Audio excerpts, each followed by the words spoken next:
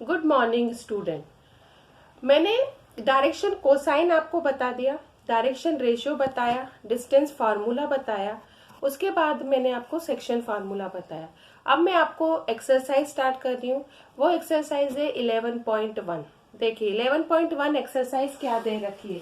11.1 exercise के form में question number first आपको दे रखा है कि if a line make a angle 90 degree, 135 degree, 45 degree with X Y Z axis respectively, find the direction cosine. Means आपके पास क्या क्या दे रखा हुआ है। देखिए एंगल दे रखा है, angle 90 degree, 135 degree, 45 degree with the कौन सा X Y and Z axis. ठीक है, तीनों एक्सिस के फॉर्म में दे रखा हुआ है। Means alpha equal to 90 degree, beta equal to 135 degree, gamma equal to 45 degree, ये फॉर्म दे रखा हुआ है। आपको डायरेक्शन कोसाइन निकालना है ना।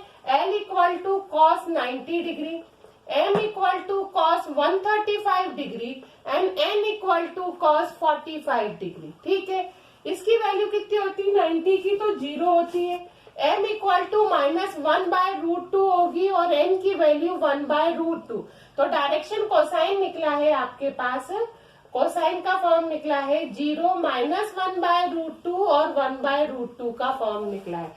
मतलब आपके पास ये क्वेश्चन नंबर क्या हो गया है, फर्स्ट सॉल्व हो गया है। इसी टाइप से क्वेश्चन नंबर सेकंड देखो, ये तो है छोटा सा, ज्यादा इंपॉर्टेंट माना इसलिए जाता है क्योंकि ये 1 या 2 मार्क्स में पूछा जा सकता है कि find the direction cosine of a line which equal angle with the coordinate axis.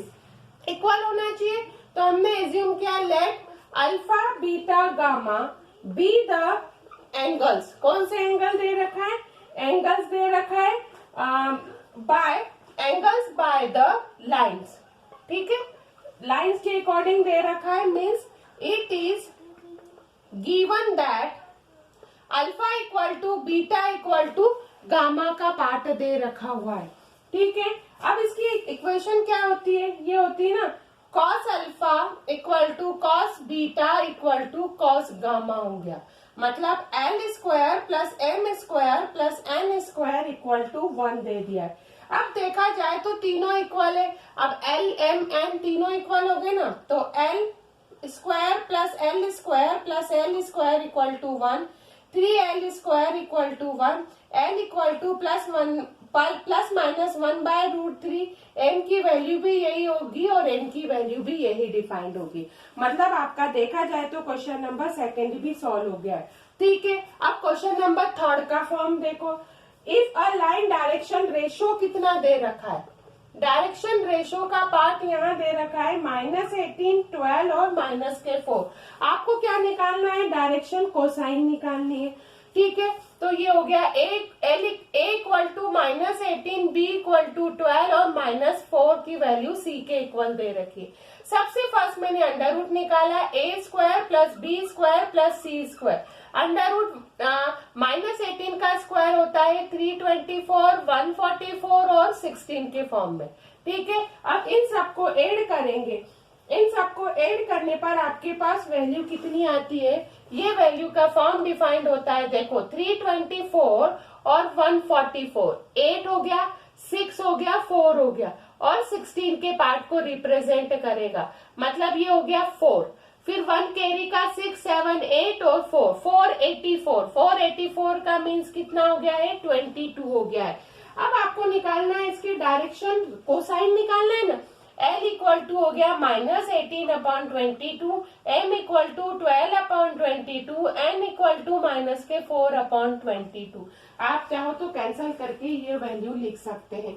तो ये वाला फॉर्म भी आपके पास क्या हो गया है, सॉल्व हो गया। अब देखा जाए तो क्वेश्चन का फॉर्म कुछ भी टफ नहीं है। सारे फॉर्म यहाँ पर कितने दे रखे हैं, इजी पार्ट को रिप्रेजेंट कर रखा हुआ है। ठीक, अब इसी टाइप से नेक्स्ट क्वेश्चन आप लोग सॉल्व कर सकते हैं। वो क्वेश्चन क्या रिप्रेजेंट कर रखा है, कॉलिनियर के पार्ट को रिप्रेजेंट कर रखा है। कौन से पार्ट को रिप्रेजेंट कर रखा है, कॉलिनियर। अब कॉलिनियर का पार्ट है ना, तो आप डायरेक्शन रेशो के थ्रू भी निकाल सकते हो। कैसे निकाल सकते हो?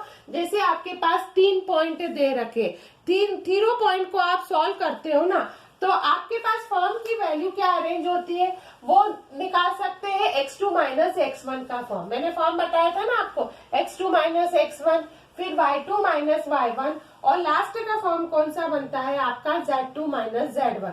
यदि इससे आपके पास कोई भी दो फॉर्म इक्वल आ जाते हैं, या ट्वाइस, थ्राइस, फोर, कोई भी फॉर्म में इक्वल होते हैं, -1 के फॉर्म से भी इक्वल हो जाते हैं, तो ऐसी वैल्यू क्या रिप्रेजेंट होगी, ऐसा फॉर्म रिप्रेजेंट होगा कॉलिनियर के पार्ट को। तो आप इस टाइप का क्वेश्चन सॉल्व कर सकते हो। क्वेश्चन नंबर 5 भी सॉल्व कर सकते हैं। ट्राइंगल की साइड आपके पास दे रखी हुई है, उसे आप AB का, सुन लीजिए, AB का डायरेक्शन कोसाइन, BC का डायरेक्शन कोसाइन और CA का डायरेक्शन कोसाइन निकाल सकते हो। अब क्वेश्चन नंबर 6 से देखिए, find the distance between the points. कौन सा पॉइंट दे रखा है, ये दे रखा है -3, 4 and -6, and it's the image in the, कौन से फॉर्म में दे रखी है, XY प्लेन पे दे रखी है। कौन से फॉर्म पे दे रखी है, ये XY प्लेन पर दे रखी हुई ना। यदि ये XY प्लेन पर दे रखी हुई है तो आपको क्या निकालना है, डिस्टेंस फाइंड करना है। तो आप इस टाइप से लिखोगे, let P be the points, कौन सा पॉइंट बोल रखा है, -3, 4 एंड -6, है ना। अब इसकी इमेज कितनी दे रखी है, तो यहाँ पर आप लिखोगे, image of P will be as, ठीक है, will be as much, much कितनी हो गई है, बिलो, कौन से फॉर्म में, द XY प्लेन, ठीक है, XY प्लेन पर दे रखी है।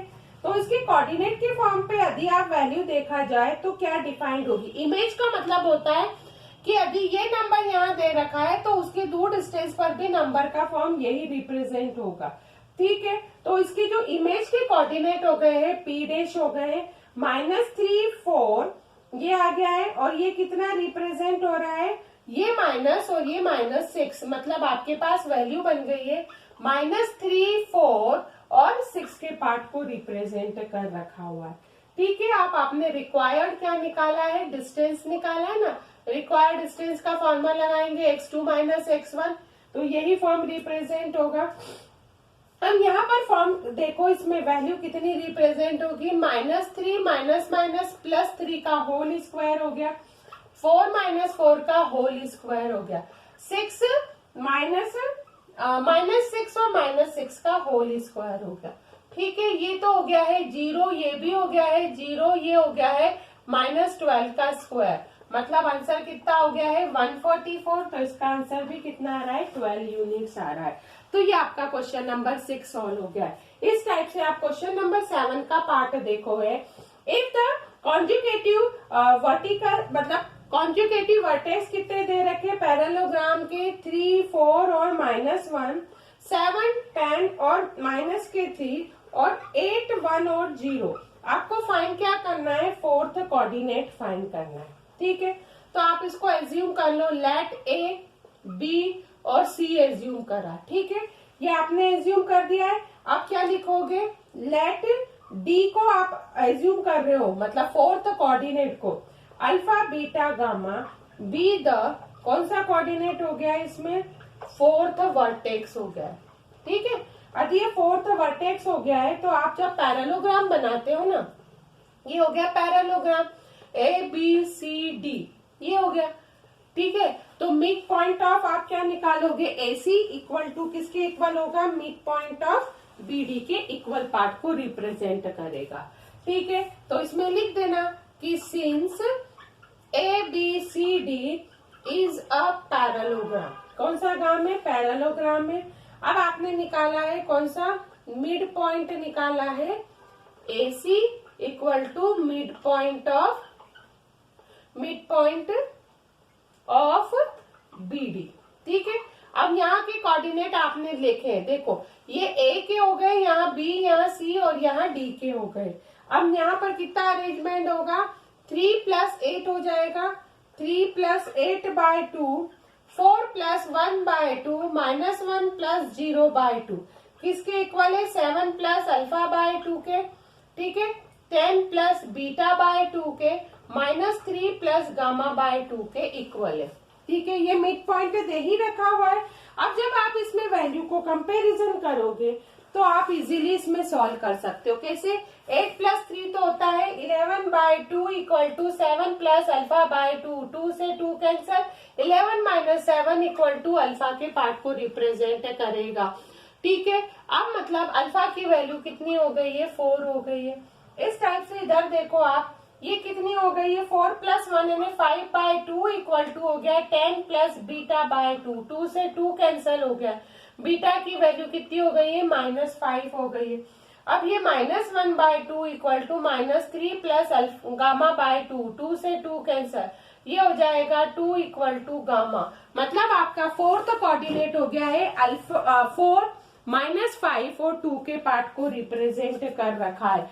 तो ये आपके पास कौन सा क्वेश्चन हो गया है? ये क्वेश्चन नंबर आपका 7th सॉल्व हो गया। अब देखा जाए तो क्वेश्चन का फॉर्म टफ नहीं था, तो आप इजीली इसको आपने क्या करा है? सॉल्व कर लिया। ठीक है, इस टाइप से आप क्वेश्चन नंबर 8 देखोगे तो सेंट्रॉइड का फॉर्म में।